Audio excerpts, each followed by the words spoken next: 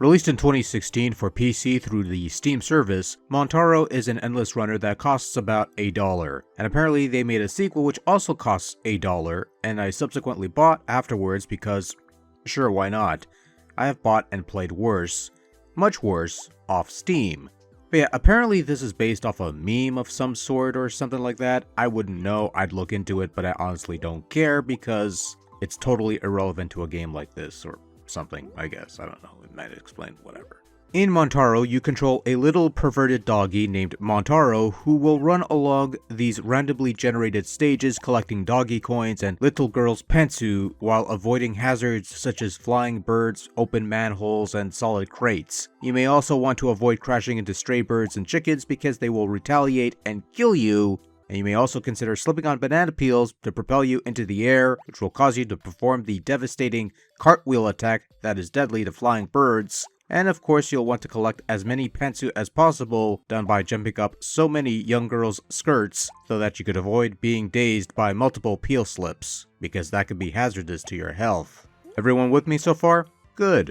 Montaro only has one control function. You click on the screen to jump, and that's it. You grab onto your little mouse controlling device, you click on the left button, and the little doggy pervert jumps. And to the game's credit, this does work. If I click the button, the dog jumps right away, and if that singular basic control mechanism doesn't function properly, especially for a game that requires some quick reflexes to survive, then we'd have a problem. But it does work here in this Montaro video game, and that's fine. You only have one jump though, there's no holding down the button for higher jumps. After all, that's what the banana peels are for. So Montaro is a pretty simple little game, an almost stupidly simple little game. One of those games where you play a bit for a lark and you forget about. It's just something to pass the time. It's a lot like those flappy, creepy, happy, crappy bird games where you try to last as long as you can, except this plays better because the dog has more fortitude than the stupid bird attempting to fly through pipes, but can't. Also, the doggy is cute. There's quite a bit of interaction to be had here, with all the coins you could collect to buy new costumes, which don't affect gameplay. However, if you want to play as a dog in a box, then you could do that, provided you have the appropriate coinage. And while jumping up skirt to claim pantsu might seem lewd and somewhat inappropriate to some circles of civilization, or at least those pretending to be civil, there is a functional purpose since pantsu protects you from peel-outs, which are needed to reach higher platforms and stuff. And once your pantsu meter is empty, the next slip could dizzy your doggy, and that could be painful and deadly, and could end your game. I didn't lose anybody there, did I? Good.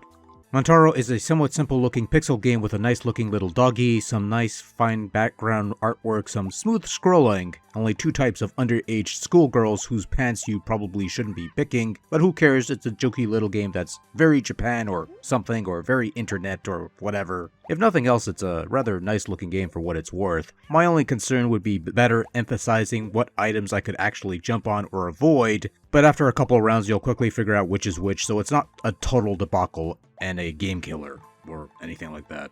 Montaro has a couple tunes that play in the background at random, mostly variations of the one melody that is constant. They're catchy, unoffending little jingles that more than make up for the rather stock collection of sound effects, which to be fair aren't all that bad to be honest. So that's something, I guess, I suppose, just to say something about the sound effects, which I don't really need to. Look, it's a cute little doggy. A bit of a pervert, but it's cute, I guess, I suppose.